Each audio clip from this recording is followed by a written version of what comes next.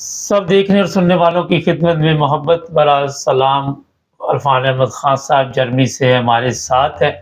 पिछले दिनों मलक गुलफाम साहब से प्रोग्राम मैंने किया था। हैम्बर्ग में बड़ी तारीफ कर रहे थे खान साहब की, कहते हैं मैं उनके तमाम प्रोग्राम देखता हूँ। खान साहब, आइन में तब्दीली और उसके बाद के हालात आप क्या देखते हैं कि उससे पाकिस्तान कोई तरक्की करेगा, कोई पाकिस्तान की हालत भी चेंज होगी? क्योंकि जितनी अभी तक आइन में तब्दीली नज़र आ रही है वो इन लोगों ने अपने लिए की है, अवाम के लिए तो कोई चीज़ नज़र नहीं आई अभी तक मुझे। बस ये भी वैसा ही एक इक़दाम समझ लें कि सियासतदानों ने अपने मुफाद की खातिर अपने को मजबूत करने के लिए ये तब्दीली की है। इसका अवाम से या अवाम की फलाह व बहबूद से कोई ताल्लुक नहीं है और एक किस्म का बदला लिया है अदलिया से सियासतदानों ने। और बात यह है कि जब भी इनसे पहले भी जितने भी तरमीमें की हैं उसका भी कोई एंड पे को अच्छा रिजल्ट सामने नहीं आया।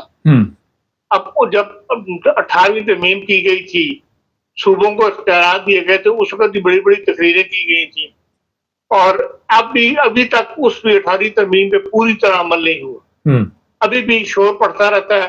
सूबे जो है वो नाला है मरकज से, मरकज जो है वो नाला है सूबे से और दोनों के दरमियान उस मामला में चपकलस चलती रहती है। खसूसन पानी का मसला जो है, पानी की तकसीम का मसला है, फिर जो सूबों के वसाइल की तकसीम का मसला है, उसमें बलोचिस्तान कभी भी आपसे मुतमईन नहीं हुआ, सिंध भी कभी मुतमईन नहीं हुआ। तो ये मसाइल हल नहीं हुए।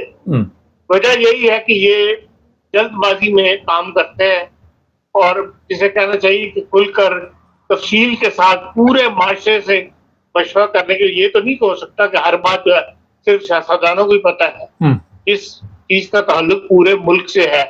जो मुल्क के मफाद के लिए आप काम कर रहे हैं तो आप फिर दूसरे तबकात से भी मशवरा करें।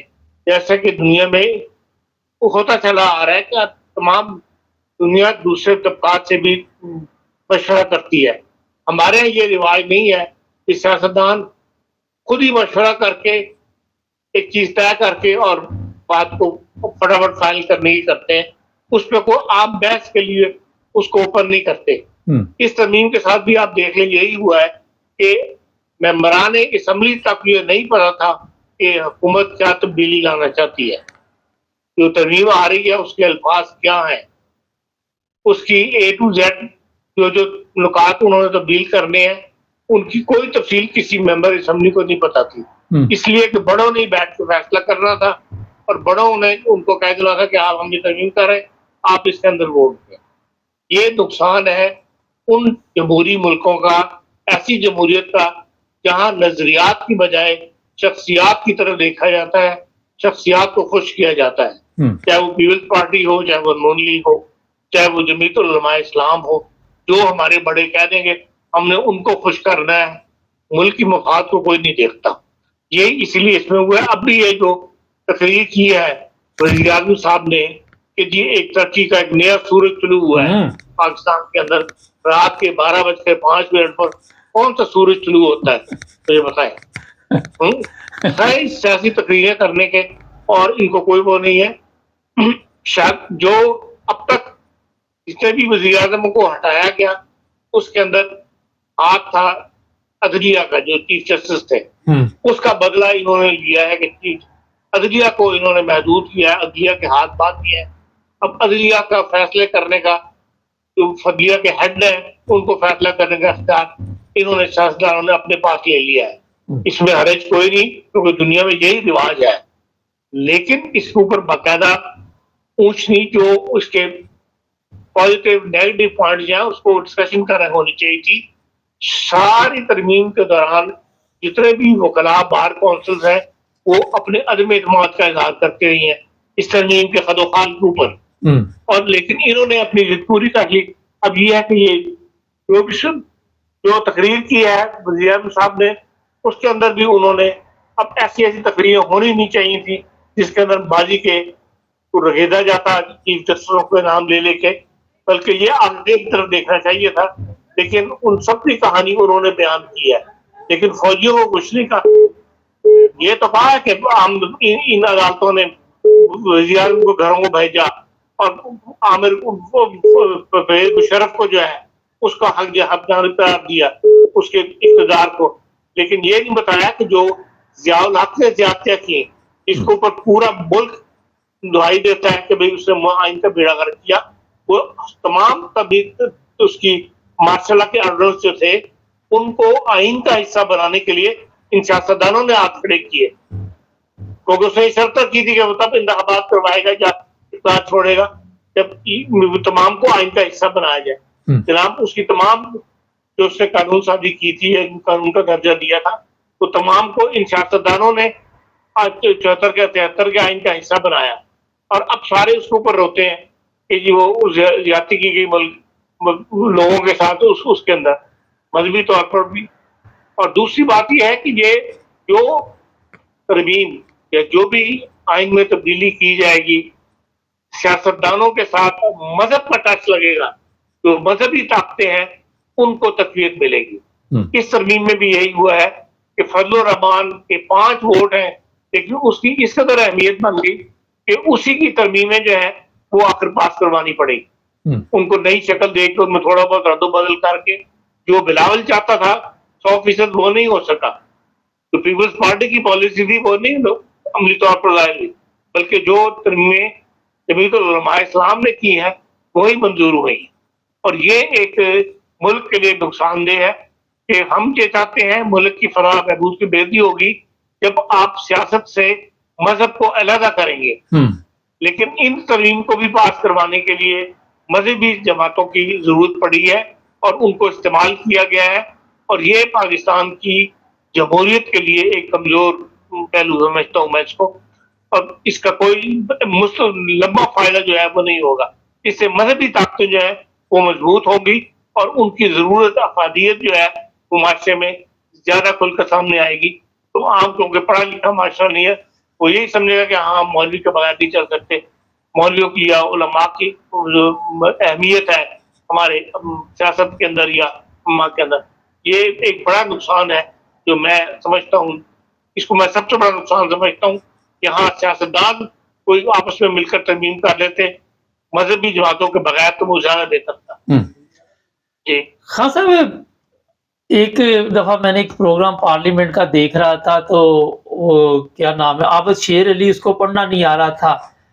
आप क्या समझते हैं कि जो पार्लियामेंट में लोग बैठे हुए हैं उनके पास इतना इल्म है, इतना शऊर है? कितने फीसद पार्लियामेंट में ऐसे लोग बैठे होंगे जिनको इतनी समझ होगी सियासत के मतलब, या जो भी वो तब्दीली करते उसके मतलब उन्होंने रिसर्च की होगी? पाकिस्तान का सियासी कल्चर ऐसा बन गया हुआ है कि जिसके पास पैसा है वो ही उसका मेंबर बन सकता है।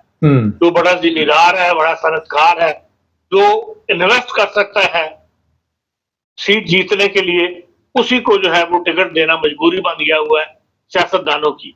इसलिए जो पार्टियां हैं वो ये नहीं देखती कि भाई पढ़ा लिखा कितना है, वो ये देखती है कि भाई सीट कौन जीत लेगा अपनी ताकत के बल के ऊपर, कौन पैसा खर्च करेगा और वोट खरीद लेगा लोगों गरीबों से। तो इसलिए हमारी जो पार्लियामेंट है वो पढ़ी लिखी पार्लियामेंट तो नहीं कह सकते आप उसको।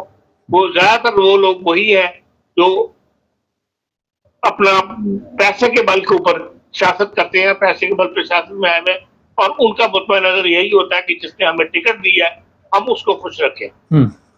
नहीं तो इसलिए पार्लियामेंट से ये तो हुकूमत रखें कि वो पढ़ी लिखी पार्लियामेंट है।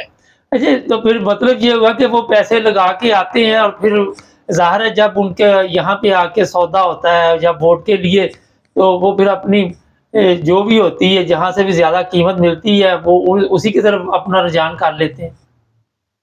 लाज़मी बात है कि जो जहाँ से उसको फायदा हो रहा होगा, आपके समझते ये तरमीम बगैर पैसा लगेगा कोई। बीएनपी जो है मैंगल साहब की, वो मैंगल साहब क्या तकरीर करके अपनी सीट छोड़ के गए थे। आज बीएनपी के दोनों बंदों सेनेटर ने वोट दिए कि नहीं दिए? वो ऐसे ही दे दिए होंगे, पैसा अब भी चला है। सिर्फ ये है कि भाई जो आम पब्लिक सी जिस नून लीग है, ये पीपल्स पार्टी के लोग हैं, उन्हें शायद दूसरा ना मिला हो, लेकिन जो वोट इकट्ठे किए गए हैं इनकी बिना जब एक वोट की अक्सरियत से 64 चाहिए थे, 65 की अक्सरियत से वो हुआ है। 224 चाहिए थे, 225 की अक्सरियत से हुआ है। एक-एक वोट से तो इन्होंने ये तरमीम पास की है। लाजमी इन्होंने वहां पैसा चलाया। जो 5 आजाद मेंबरान थे उनके बारे में तो खुल के 3 दिन से टीवी पर आ रहा था कि उनको ऑफर दी जा रही है और उनसे सौदे तय किए जा रहे हैं। तो ये तरमीम भी सौदे के साथ तय हुई है, लेकिन इस तरमीम को हमारी इस्टेब्लिशमेंट कबूल नहीं करेगी।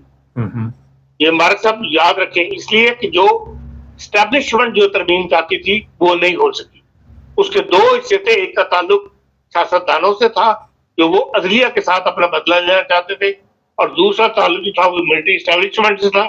वो चाहते थे कि 9 मई के जो मेंबरान है जो हमने गिरफ्तार किए हुए हैं उनके ऊपर फौजी अदालतों के अंदर मुकदमा चलाने की राह जो है वो हमवार की जाए। मौलाना फजल रहमान ने बीच में अड़ के उस तरमीम को बीच में से निकलवा दिया हुआ है, इसलिए अब फौजी अदालतों वाला मामला जो है वो इसका हिस्सा नहीं बन सका।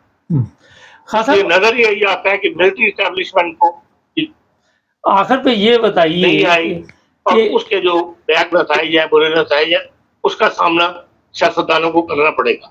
अच्छा, ये बड़ा अहम सवाल है। सियासतदानों के मसाइल हल हो रहे हैं, जो फौजी चाहते हैं उनके मसाइल हल हो रहे हैं, अवाम के मसाइल कौन हल करेगा जो आए दिन हम कर्जे के साथ मुल्क को चला रहे हैं? मुख्तसर जरा बताएं। अवाम के मसाइल तो रियासत नहीं हल कर रही है ना, हुकूमतों नहीं हल करने होते। उसकी तरफ ना हुकूमत के पास पैसा और ना उनकी उस तरफ तवज्जो है, ना वो ऐसी स्कीमें लेकर आ रहे हैं जिससे जो है अवाम को फायदा हो सके। वो वक्ती स्कीमें ऐसी निकाल लेते हैं जिससे लोगों को थोड़ा बहुत राहत जो है मिल जाती है। इस तरह इसकी आपकी मोटरवे बनाई हुई है या जो आपकी सर्विसेज चलाई है अंडरग्राउंड, जो अंडरग्राउंड से नहीं कहना चाहिए, जो रेलवे का निजाम लोकल ट्रेनें वगैरह चलवाई हुई है, वो सारा घाटे का सौदा है। उसमें आवाम को राहत दी हुई है कि 10 रुपए का टिकट और 30 रुपए का टिकट खर्चा आता है, तो वो 20 रुपए हर हुकूमत अपने पास से दे रही है। इस किस्म की स्कीमें दे के जो आर्थिक फायदे हैं वो लोगों का मुंह बंद करने के लिए हुकूमत कर देती है। कोई ऐसा मुस्तकिल प्लानिंग या ऐसा कोई ऐसा प्रोजेक्ट अभी तक शुरू नहीं हो सका जिससे आवाम को रोजगार मिले, आवाम की जो मुल्क के अंदर ज्यादा से ज्यादा जो तालीम है वो आम हो, या लोगों को जो मसाइल है, गली मोहल्ले के मसाइल जो है, पानी के मसाइल जो है वो हल हो। उस तरह हुकूमत अभी तक नहीं आ रही। बहुत शुक्रिया खान साहब। इधर अगर आप यूरोप में किसी अदालत में जाएं तो जज तो वहाँ बैठे ही होते हैं। फर्ज करें एक जज बैठा हुआ है, मैं मिसाल दे रहा हूँ, तो जो शहर के जो शरफा होते हैं, हमारी तरह के शरफा नहीं, हमारे तो उस बंदे को कहते हैं जिसकी पुलिस स्टेशन में जाके कोई बातचीत सुने, कोई MNA कोई MPA वो बात सुने। ऐसे लोग जिनका यहाँ पे करैक्टर अच्छा होता है उनको भी साथ बिठाते हैं दाएं बाएं। वो सवाल नहीं कर सकते, वो लिख कर जज को पेश कर सकते हैं कि जो भी मुजरिम है या जिस पे भी कोई इल्ज़ाम है उससे ये सवाल करो। ये खासा ने जो बात शुरू में की, हमारी अवाम को कभी किसी ने कभी पूछा ही नहीं।